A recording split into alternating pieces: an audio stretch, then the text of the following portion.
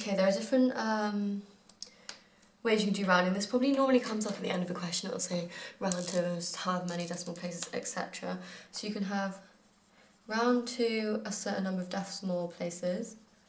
You can round to significant figures, which does amuse me because when I think significant figures, I think of people. I'm like, is that Barack Obama, Churchill? Like, you know, you don't picture numbers even though it says figure. Or you could picture the significant figures, such as the people, as numbers. And it would be quite, and then you could say to the nearest 10, 100, etc. Okay, first let's look at decimal places, which I'm going to shorten to DP. If any of you have initials DP, you can now think of yourself as a decimal place. So for example, if I have 8.259678 and I want it to 2 decimal places, I think, I want it to 2 decimal places, so I circle at what kind of point I would want it. So I want this part because it's 2 points after the decimal place. And then this is the key guy. I'm going to put a halo on this guy. This is the number that is what they call the decider. So if that number is 5 or more, then it's going to bump this one up. So 9 is definitely, you can forget all these useless little figures. 9 is definitely bigger than 5 or more, so the answer would be 8.2. Then this one, just your last digit goes up, so 5 goes to 6. That would be to 2 decimal places. Okay, it gets a bit tricky when you have a 9, a pesky 9, as they call it. So for example, if I had 8.39567 and I wanted to 2 decimal places, I'm going to highlight what I want. I want that, 2 decimal places. Then I'm going to look at, this is the decider halo guy. I don't know why halo is, hardly an angel, it's kind of an annoyance. And then, is that 5 or more? Yes it is, so I know this digit has to go up.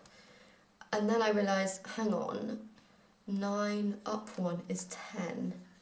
And that's 2 digits, so I can't really add that on. So basically, if we think of it, we're going to go 0, 1, 2, 3, 4, 5, 6, 7, 8, 9, and then it loops back round and you carry 1. So 0 will go to 1, these would all go up 1, and then 9 goes to 0 and it carries 1. So the 9 goes to 0 and it carries 1, so the 3 becomes 4. That's what you do if there's a 9. 34.996 to 2 decimal places. I'm going to highlight what I want. I want 2 decimal places. And then I'm going to look at the decider, halo guy, and that is definitely 5 or more. So I know I'm going to do 34 point and then 9. So that would move up 1 to 10. So I'm going to be 0 and I'm going to carry 1. And then if I add 9 and 1, I end up with 10 again. So I want 0 and I'm going to carry 1. So this then becomes 5. And this is equal to 35, which is probably what you all want to write down, but that's not 2 decimal places, so you have to keep the dot, naught, naught there. Very important. Okay, now let's look at significant figures. So, the significant part of maths. Not really. Okay, so it's very similar when you have a decider, but we have to determine what a significant figure is. So a significant figure is the first figure or number that isn't 0. So we're considering zeros as insignificant. How mean. So if I have, I'm going to change it. If I have this, for example, my first significant figure, I don't want to count 0. No. So this is my first significant figure. Then you just count on from that. So this is the first significant figure, this is the second. Zeros now count, that's the only confusing bit. That's the third, and that is the fourth significant figure.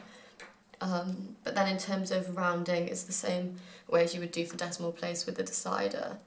Let's say you have 24.6751. I want it to 3 significant figures. 2 significant figures, then 1 significant figure. So 3, so we know this is the first one. I'm having a mare with my colours. This is the first one because it's non-zero. This is the second one. This is the third one. Okay, so I want this, just like decimal places. I look at this halo guy, 7, which is greater than 5. So I'm going to have 24 point, and then that's going to take it up there. Now let's say I want it to 2 significant figures. I want it to this. I'm going to look at this one, 6, which is greater than 5, so that one's going to have to go up, so it's going to be 25. Now let's say I want it to 1, so this is the first one, so I've got 2.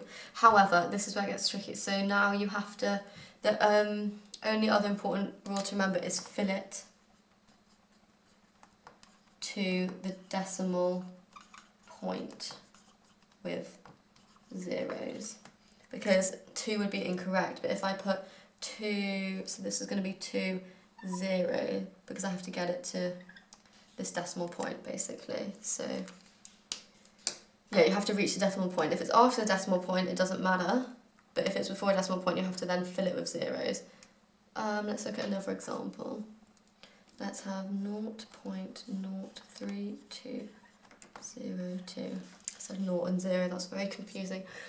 Okay, let's look at these significant figures. So that's 0, 0, so this must be my first one, second, and this is my third. So I want it to this. Let's look at the decider. That is less than 5, so 0, 3, 2, 0.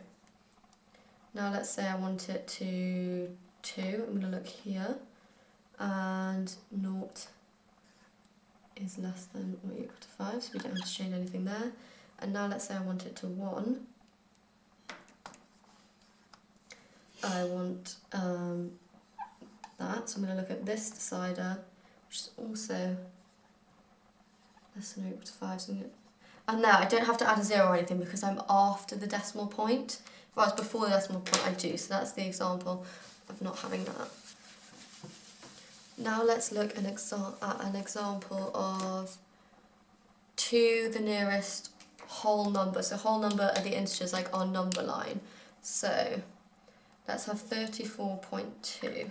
Let's put that on a number line.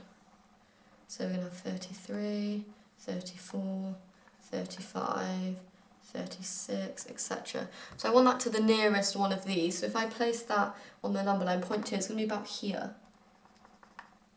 And the decider is 34.5, which is less than, so it's the nearest whole number. That's going to round down because it's this side of the halfway point. So to the nearest whole number, that is equal to 34. Let's say we want to the nearest 100, and we've got this. To the nearest 100. So we've got 7,751. Okay, so again, I'm going to put my hundreds on a number line. So I'm going to look at 7,700, and then over here I'm going to have 7,800. Halfway, this is the decider point, we've got 700, keep doing that, 7,750. Okay, and where does this point lie? Oh, it's acting like a rubber now, I'll do anyway, get the same effect. So this number is this side of the decider line. If it's on or this side of the decider line, so it's going to round up. So to the nearest 100 we have 7,800. Okay, perfect.